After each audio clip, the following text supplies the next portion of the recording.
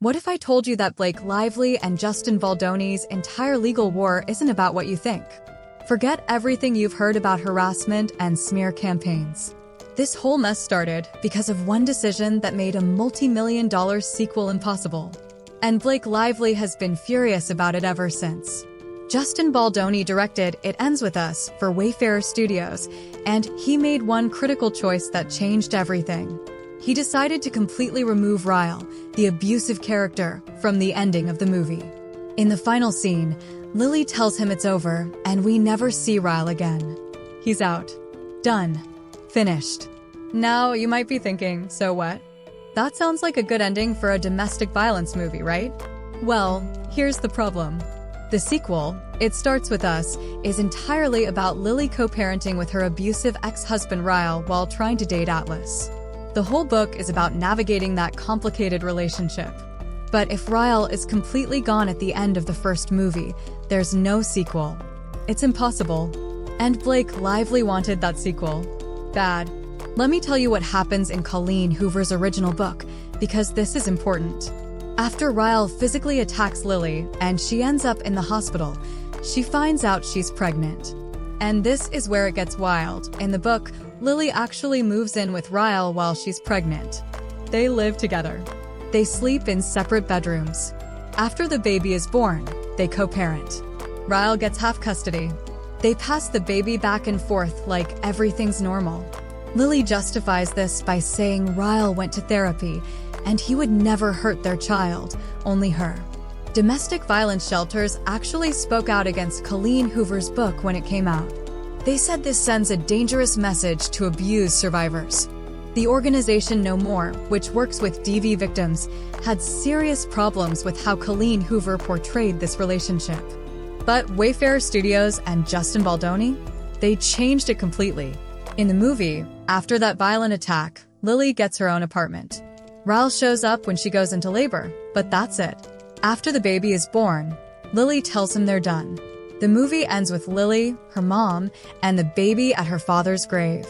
Then she sees Atlas, and when he asks where Ryle is, she says it's just her and the baby. Message received. Ryle is gone forever. Here's what most people missed. During the entire press tour for It Ends With Us, Blake Lively kept talking about the sequel. In interview after interview, Blake Lively would bring it up. She kept saying things like, if Colleen Hoover gets her rights back, we'll make the sequel together, and I'd follow Colleen anywhere. Blake Lively wasn't being subtle. She was publicly positioning herself to take control of the sequel.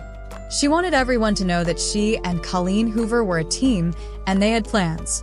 Big plans. Plans that Justin Baldoni was apparently not part of. Now, Colleen Hoover has this massive following called Cohorts. It's a Facebook group that's basically a cult of book readers who worship her. Colleen Hoover documented the entire process of making It Ends With Us in that group, from the moment Wayfarer Studios optioned the book to casting Blake Lively. She told her fans she was so grateful and so involved. But something changed. Something happened that made Colleen Hoover turn against Justin Baldoni. And I think Blake Lively had everything to do with it. Blake Lively filed a lawsuit and included some text messages between Justin Baldoni and Colleen Hoover. But here's the thing, she left out most of the conversation. She cherry-picked the parts that made Justin Baldoni look bad. When Wayfarer Studios fought back and unsealed the full text message chains, we got to see what really happened.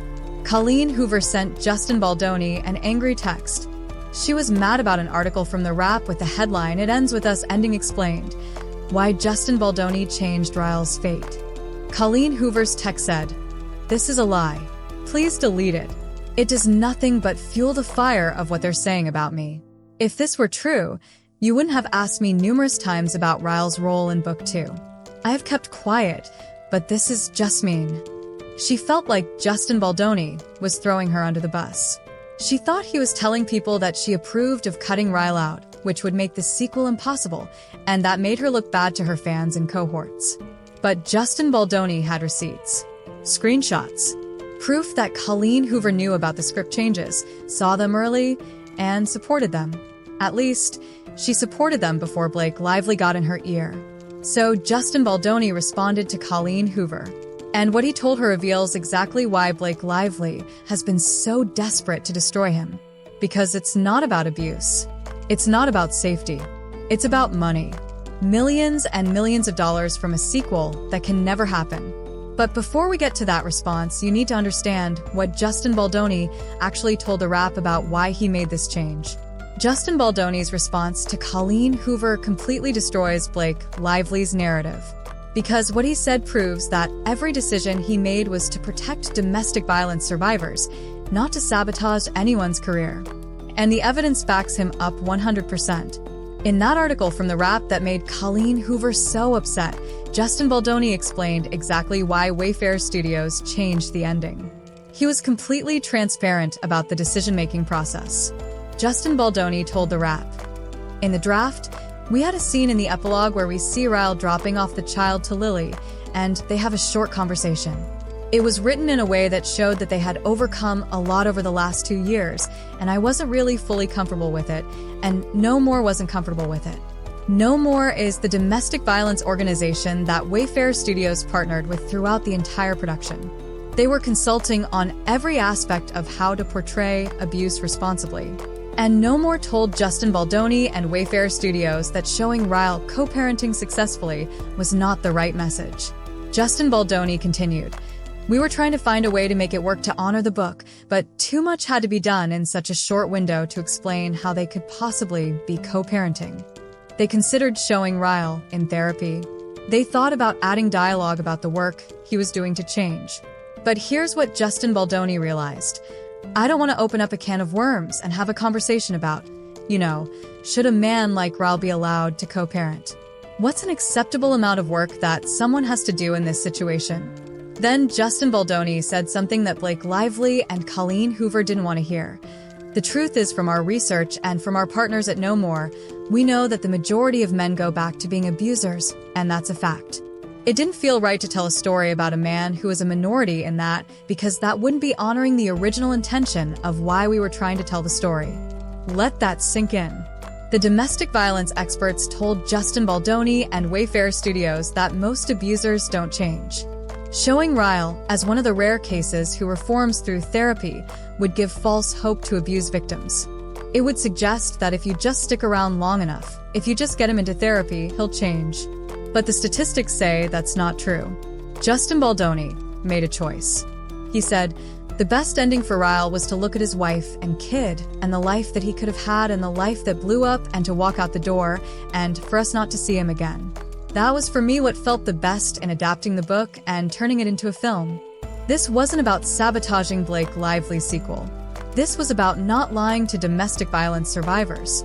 So after Colleen Hoover sent that angry text, Justin Baldoni had to respond. His team member Jamie Heath actually drafted a longer response first. Jamie wanted to really lay everything out for Colleen Hoover. Jamie's draft said, "Justin Baldoni is not out to hurt anybody. There hasn't been one lie that's come out of his mouth. All he's been doing is singing the praises of you and everybody else and sticking to the message of the movie. He asked you about the second book to understand the trajectory of Ryle's character as he was developing the script, which you also understood.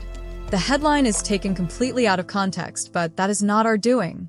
This entire situation was set up to be a smear campaign against Justin Baldoni, and it clearly backfired." Jamie Heath continued, "If you actually read the interview, you'll see Justin Baldoni says exactly as it happened, which was a decision that you also supported. It had nothing to do with the second book or not wanting to be a part of it as an actor or changing Ryle's fate.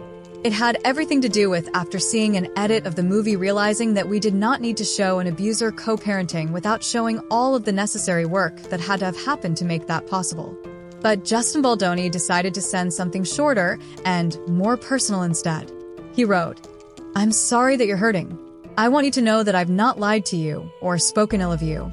I'm also not talking about my experience. I've been sticking to the same message of the movie, which you know I care deeply about. The headline is taken out of context, which you will see from the interview. None of which has anything to do with changing his trajectory in the second book, which I, of course, asked you about multiple times to understand where the story goes. You supported my decision to remove him from the end of the movie, and there has been no talk about him in a sequel.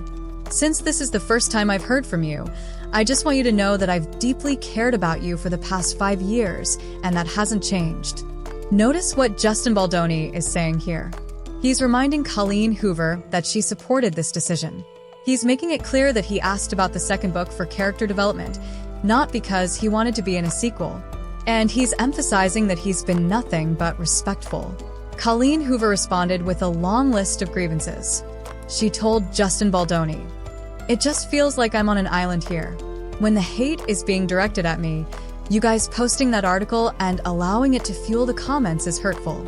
Then she said, "I know things took an awful turn and I felt forced to choose when I did not want to, but the back and forth articles from both camps are just so upsetting and ridiculous." Wait. Forced to choose? Choose between who? Between Justin Baldoni and Blake Lively, obviously. Blake Lively had gotten close to Colleen Hoover. Justin Baldoni's team called it love bombing. Blake Lively made Colleen Hoover feel special, included, important. And then Blake Lively made Colleen Hoover pick a side. Colleen Hoover continued, "I have felt the rift from long before I ever was in contact with Blake Lively. It started with me not being allowed to read the script until I was sat with the readers." But here's the problem with that claim. Wayfarer Studios provided proof that Colleen Hoover did read the script before the fan event. They have screenshots of Colleen Hoover making a video where she asked fans to sign up for meet and greet to go through the script together. She had already reviewed it. She was involved from the beginning, just like Justin Baldoni said. Colleen Hoover also complained about a documentary, about donations to domestic violence organizations, and about the whole tattoo thing, where she claims Justin Baldoni blamed Blake Lively. The tattoo incident is important because it shows the real power dynamic. Blake Lively made changes to a tattoo that appears in the film. Those changes cost Wayfarer Studios money. Justin Baldoni's team did discuss this internally, and yes, they pointed out that Blake Lively was making expensive demands. But that's what happened. Blake Lively was wielding power on that set, and Justin Baldoni's team was dealing with it. Here's the most damning evidence against Colleen Hoover's complaints. Wayfarer Studios provided Colleen Hoover's own notes on the script. And in those notes, Colleen Hoover herself expressed concern about making Ryle too sympathetic. Colleen Hoover wrote about a scene where Lily mentions Ryle should go to therapy. "It concerns me based on the feedback from the book that the script in a sense is almost too forgiving of these men. I don't know how I feel about changing Ryle to have never gone to therapy because most of these men don't change, and it almost feels like we're alluding that they can." Read that again. Colleen Hoover admitted that most of these men don't change. She acknowledged that her book got criticized for being too forgiving of abusive men. She recognized the problem with suggesting therapy would fix Ryle. But then, when Justin Baldoni and Wayfarer Studios actually solved that problem by cutting Ryle out of the ending entirely, Colleen Hoover got upset. Why? Because Blake Lively wanted that sequel, and cutting Ryle out made it impossible. So we've established that Justin Baldoni made the right choice for the wrong reasons according to Blake Lively. But the sequel money wasn't the only thing driving Blake Lively's rage against Justin Baldoni. Because while all of this was happening with the ending and the script, Blake Lively was allegedly running a real smear campaign. Not against her, but by her. And the evidence that just got unsealed proves it. Blake Lively claimed Justin Baldoni orchestrated a smear campaign against her. She sued his publicist Jen Abel for coordinating attacks. She painted herself as a victim of a coordinated takedown. But the documents that just got unsealed tell a completely different story. They show that Blake Lively was the one planting negative stories. And the CEO of Sony had to personally tell Blake Lively to stop. Justin Baldoni's publicist Jen Abel just filed for summary judgment against her former employer, Jones Works. And this filing includes hundreds of pages of text messages, emails, and evidence that completely destroys Blake Lively's smear campaign narrative. But here's what's interesting. Blake Lively sued Jen Abel personally. But Blake Lively did not sue Jones Works, the actual PR firm that employed Jen Abel. Why would Blake Lively skip suing the company and only go after the individual employee? Jen Abel's filing suggests an answer. Blake Lively and Stephanie Jones, the owner of Jones Works, allegedly conspired together. Stephanie Jones betrayed her own client, Wayfarer Studios, by handing over confidential communications to Blake Lively. Then Blake Lively used those communications to manufacture a smear campaign narrative. And Stephanie Jones? She sued Jen Abel to make it look like Jen Abel was some rogue agent acting outside her authority. That way, Stephanie Jones could avoid liability for betraying her client. Let me show you what Blake Lively presented as evidence of this alleged smear campaign. There's one text message that Blake Lively highlighted as proof that Jen Abel was planting negative stories about her. Jen Abel texted Jamie Heath at Wayfarer Studios, "Confidentially, I'm out to dinner with a friend of 12-plus years who writes for People magazine, Fox News, In Touch, US Weekly, and she's fully briefed of the situation and is armed and ready to take the story of Blake Lively weaponizing feminism to any of the outlets. The minute we give her the green light, she hates Blake Lively, has heard the story before, and will do anything for us. Just FYI. Sounds bad, right? Sounds like Jen Abel was coordinating a hit piece on Blake Lively. Except here's what actually happened. According to Jen Abel's declaration under penalty of perjury, nothing. No story was published. Jen Abel never followed up. She never connected the journalist with anyone from Wayfarer Studios. She never gave the green light. It went nowhere. Jen Abel states under oath, "I never published, planted, or pitched any negative content about Blake Lively. I never communicated or worked with any content creators to plant negative stories or comments about Blake Lively. I never boosted or amplified any negative content about Blake Lively." So Blake Lively took one text message where Jen Abel mentioned a possibility, ignored the fact that nothing came of it, and called it proof of a smear campaign.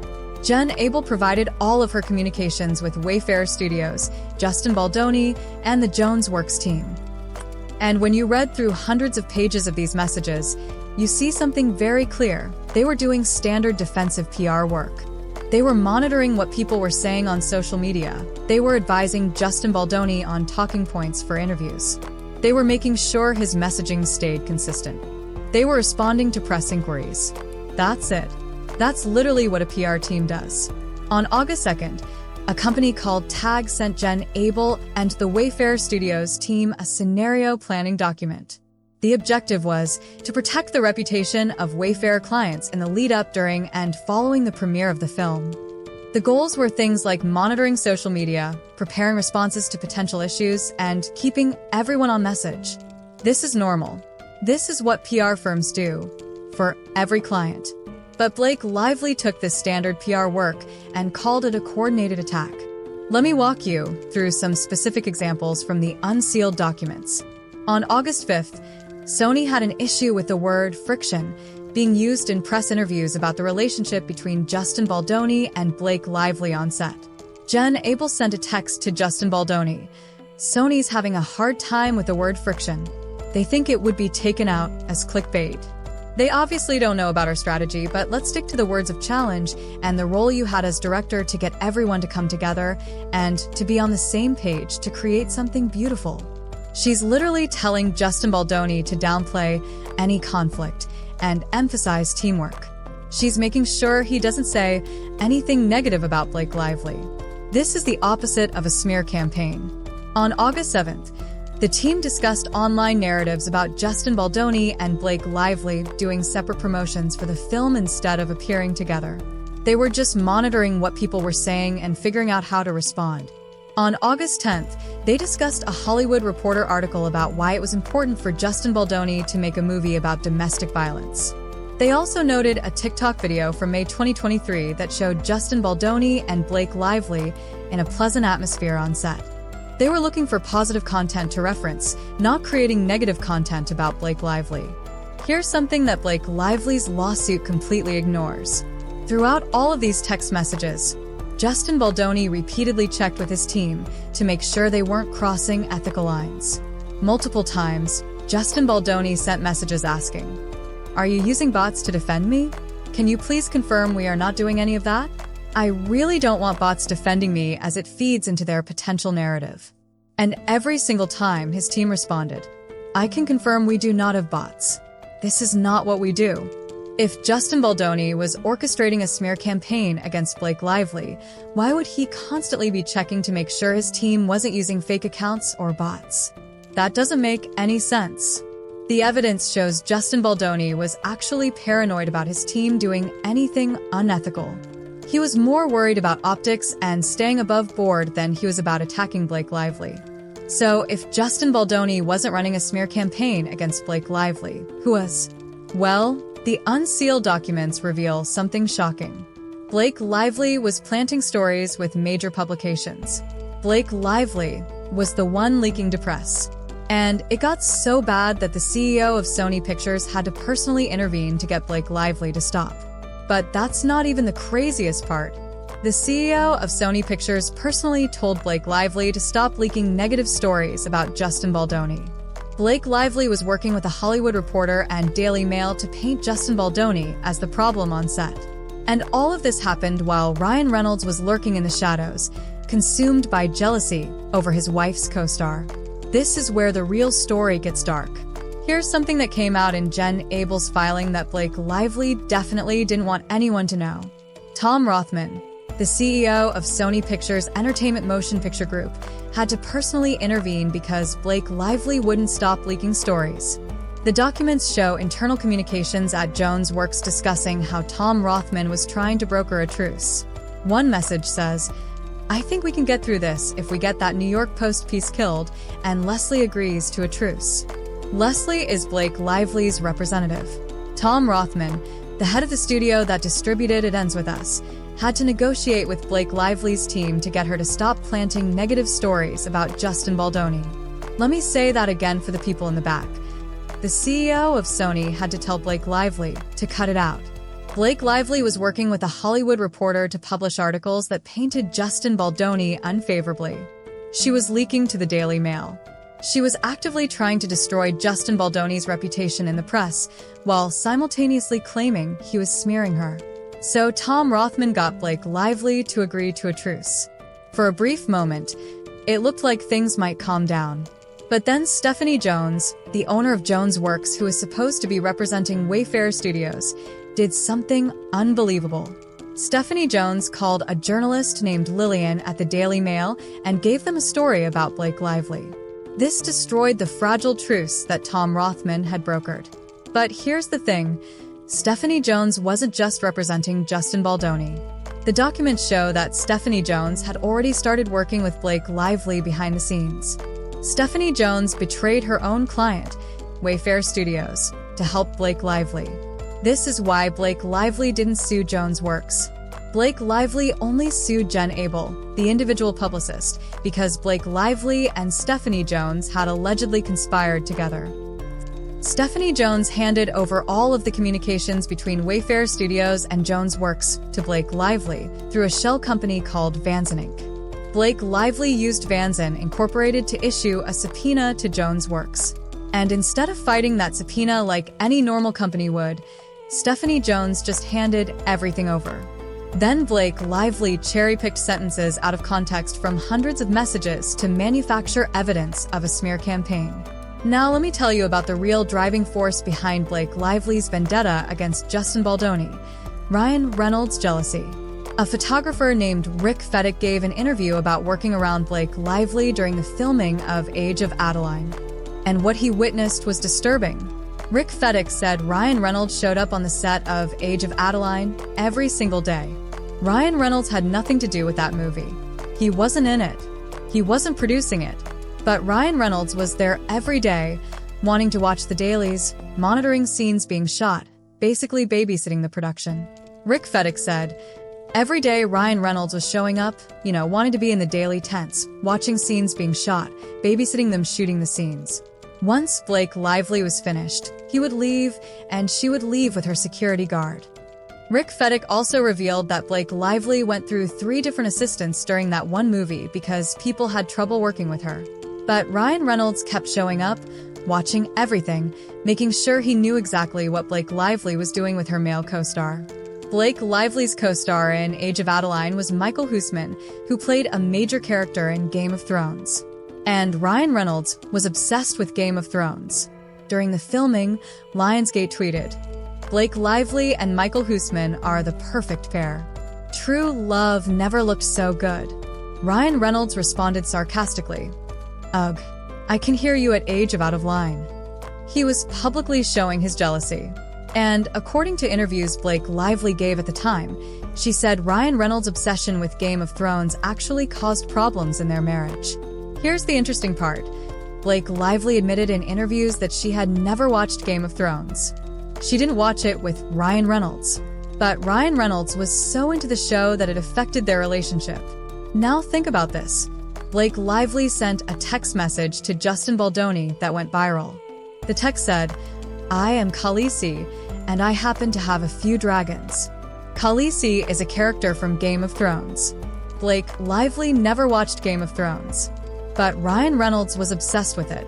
So who do you think actually wrote that threatening text message to Justin Baldoni? Rick Fedek revealed something else that's crucial to understanding what happened during It Ends With Us. He said that during the filming, Blake Lively and Ryan Reynolds had a massive fight in Blake Lively's trailer on set. Rick Fedek said, "There was a big yelling match going on in her trailer at one time. They were arguing loudly. Ryan Reynolds left, and he slammed the door behind him. He was unhappy leaving." Photographers witnessed this. There are apparently photos and possibly video of Ryan Reynolds leaving Blake Lively's trailer in anger. Those images might have been scrubbed from photo agency databases, but photographers who were there remember it. Rick Fedek was asked if he thought this was about jealousy, and he said, "From what I've seen, I would bet money on it. I would bet money on it." Just like with Age of Adeline, Ryan Reynolds was constantly around during It Ends With Us. He was showing up on set. He wanted to see the dailies every day. He was monitoring what was happening between Blake Lively and Justin Baldoni.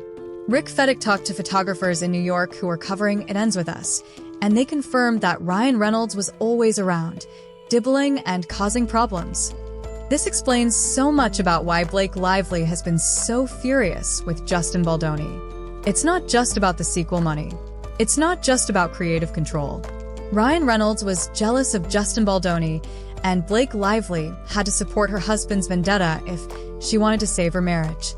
Many of the texts and emails that were sent to Justin Baldoni, the threatening messages, the demands, the aggressive tone, people have analyzed them and said they have Ryan Reynolds written all over them. The writing style, the references, the attitude, it wasn't Blake Lively.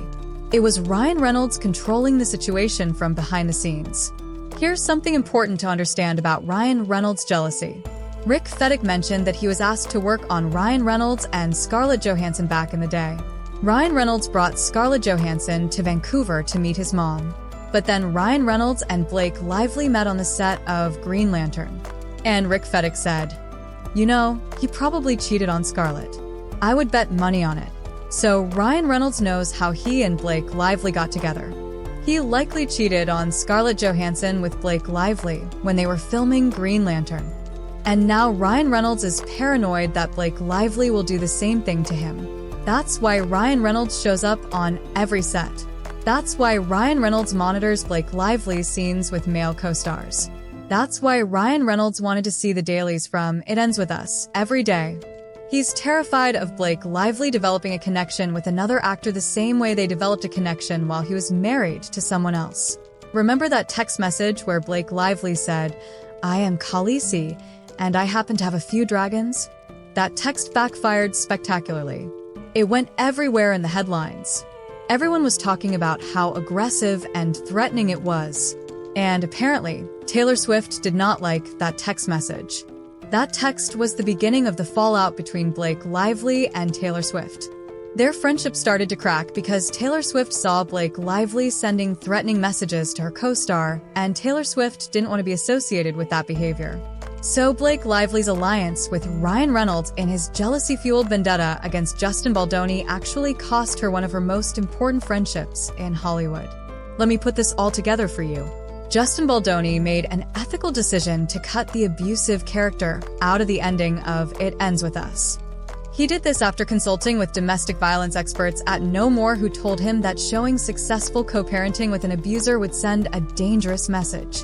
That decision made Blake Lively's planned sequel impossible. Blake Lively and Colleen Hoover wanted control of that sequel because there were millions of dollars at stake. Colleen Hoover now says only she can adapt her books, but her first attempt without Wayfarer Studios, Regretting You, tanked at the box office. Meanwhile, It Ends With Us made over $350 million worldwide with Justin Baldoni directing.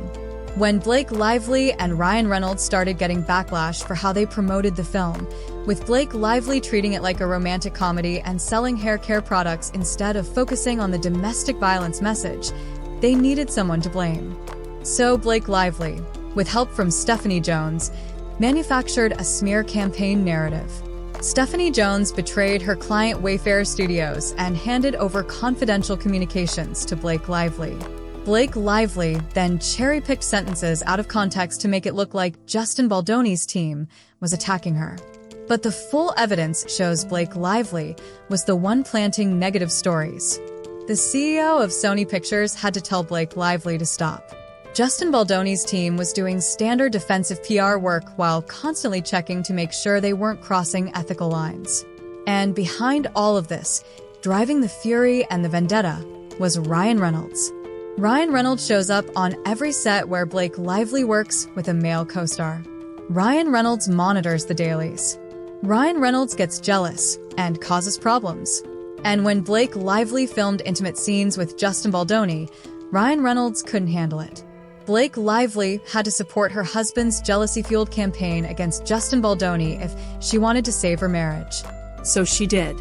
She backed Ryan Reynolds, even though it meant losing her friendship with Taylor Swift, even though it meant lying about a smear campaign that never happened, and even though it meant suing people who were just doing their jobs. This was never about sexual harassment. This was never about a coordinated attack on Blake Lively. This was about a sequel worth millions of dollars, a jealous husband who can't handle his wife working with other men, and two people who refuse to take any criticism for their bad decisions. Justin Baldoni tried to make a responsible movie about domestic violence. He consulted experts. He made hard choices to send the right message. And for that, Blake Lively and Ryan Reynolds tried to destroy his career. But the evidence is out now. The text messages are unsealed. The truth is public. And it's not the story Blake Lively wanted anyone to see.